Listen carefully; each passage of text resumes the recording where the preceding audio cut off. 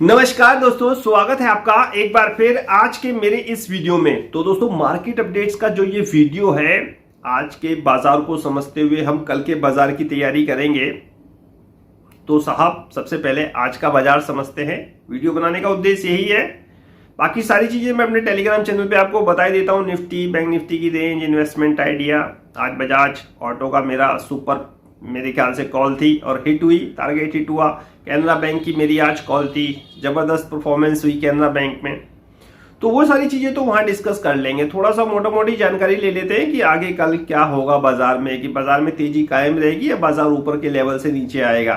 इन्हीं चीजों को समझेंगे आज के अपने इस वीडियो में। देखो दोस्तों, बाजार में आप एक अच्छी खासी तेजी आज आपने होते हुए देखी। बाजार 16,250 के ऊपर बंद होने में कामयाब हो गया। और मैं आपको कह रहा था कि बाजार में आपको चीजें दिखाई देंगी, निगेटिव, नकारात्मक, मंदी, और बाजार ऊपर जाएगा। और फिर साहब एक अच्छी खासी तेजी आप इस बाजार में होते हुए देखोगे अगर बाजार 16,250 के ऊपर क्रॉस होने में, बंद होने में कामयाब हो गया। ये शब्द मेरे पहले कहे थे मैंने, बहुत पहले। देखिए, उसके पीछे कारण है कि क्रूड सस्ता हुआ है। डेफिनेटली एक अच्छा साइन है हमारी इंडियन इकोनॉमी के लिए। अब रुपीस भी मेरे ख्याल से 80 का थोड़ा सा हाई टच करने के बाद पीक तो नहीं कह सकते कि पीक हुआ है, नहीं हुआ है, लेकिन हाँ 80 से नीचे आया है। तो डेफिनेटली ये राहत भरा संकेत है। थोड़ा सा डॉलर इंडेक्स भी 108 से नीचे आया है। तो ये सारे साइन ये बताते हैं कि हाँ, थोड़ा सा रिलीफ मिलना आगे पॉसिबल हो सकता है। यानी इक्विटी मार्केट के लिए ये पॉजिटिव साइन है। और अगर आप ये सोच रहे हो कि साहब अभी माहौल ऐसा नहीं है, मंदी रहेगी आगे भी, तो ये चीज अगर आप सोच रहे हो, इसी के आधार पर अगर आप शॉर्ट बनाने की सोच रहे हो, तो देखो शॉर्ट बाजार में आपको नहीं बनाने चाहिए।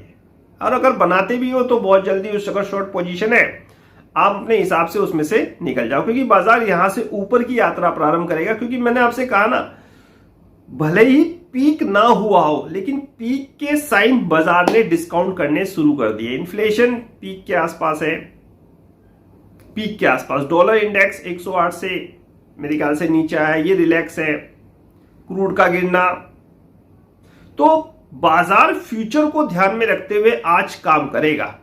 अब आप सोचोगे कि अभी नहीं ऐसा माहौल है, महंगाई अभी भी झुकी, तो ऑलरेडी डिस्काउंटेड है बाजार में। बहुत सारी चीजें डिस्काउंटेड है बाजार में। आप सोच रहे हो ना, बहुत सारी चीजें, निगेटिव चीजें डिस्काउंटेड है।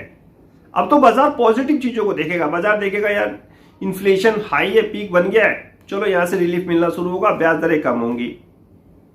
भले ही ब्याज दरें बढ़ जाए, लेकिन बाजार क्या है, एक ऑप्टिमिज्म के अनुसार आगे काम करता है। और आप अगर ये सोच रहे हो कि अभी मंदी है, माहौल ऐसा है, हम लोग शॉर्ट बनाएंगे, तो साहब आपको शॉर्ट से बचना चाहिए। क्योंकि दूसरी तरफ एक और डाटा हमारे सामने आया है, अभी FIDS के डाटा रिलीज हुआ है। उसको देखिए, उसमें क्या फिगर कह रही है। उसमें कह रही है कि FII 150 करोड़ का माल लेके गए। अब आप ये कहोगे अरे 150 करोड़ का ही तो माल लेके गए, ये कल बेच देंगे। आपको दिखा के गए ना, पीछे आपका जो कॉन्फिडेंस है बिल्कुल क्लियर करके गए। आपने जो सोचा था ना, बिल्कुल उसी हिसाब से काम कर रहे हैं वो। आपने सोचा था, देखा नहीं, मैंने कहा था ये एक दिन खरीदेंगे, अगले दिन दुगने माल बेचेंगे, और वही चीज उन्होंने दिखाई है पहले।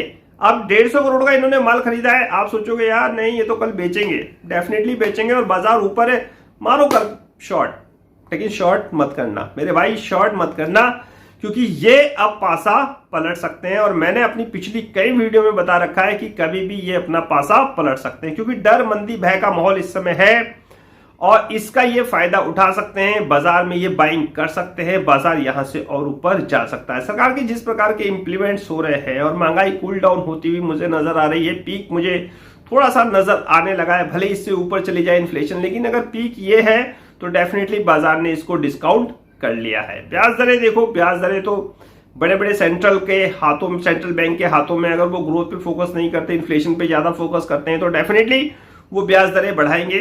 और ब्याज दरें जितनी बढ़ेंगी, वो ऑलरेडी मेरे ख्याल से बहुत सारी चीजें बाजार में फैक्टरिंग है। बाजार तो ये चीज देखता है कि बाइंग हो रही है या नहीं हो रही है, रिटेल पार्टिसिपेट कहां हो रहा है।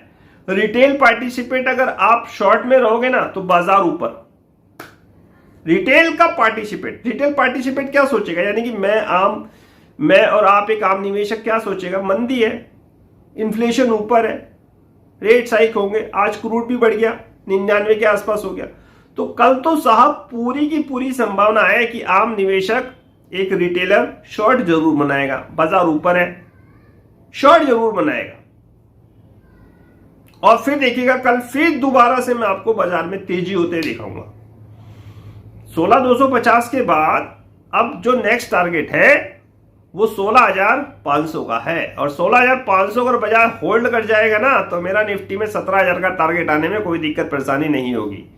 तो ये सोच के शॉर्ट बिल्कुल मत करिए कि मंदी है, नकारात्मकता है, इन्फ्लेशन ऊपर है, रेट हाइक हो सकते हैं, डॉलर इंडेक्स यहां गिरा है तो बढ़ भी सकता है, क्रूड ऑलरेडी ऊपर है और ऊपर चला जाएगा, एफआईआई आज खरीद के गए तो कल बेच देंगे। ये चीजें अगर आप सोच के शॉर्ट करेंगे तो डेफिनेटली आप फिर उसमें फंस सकते हैं। तो शॉर्ट से थोड़ा अवॉइड करिए। मेरे ख्याल से आपको ऑप्शंस को ही अवॉइड कर दें तो वो ज्यादा अच्छा है। अगर आप नहीं कर सकते, ऑप्शंस में ही ट्रेड करना है, तो अपनी पोजीशन को एक बेहतर स्टॉप लॉस के साथ ट्रेड करें और छोटा मुनाफा लेके शॉर्ट का आप निकल जाएं। लॉन्ग में आप बने रह सकते हैं, अपने स्टॉप लॉस को आगे कैरी फॉरवर्ड करते रह सकते हैं। किस तरह अपने प्रॉफिट को बढ़ाया जाता है मैं आपको क्लास में सिखाता रहता हूं। तो शॉर्ट से थोड़ा बचिए।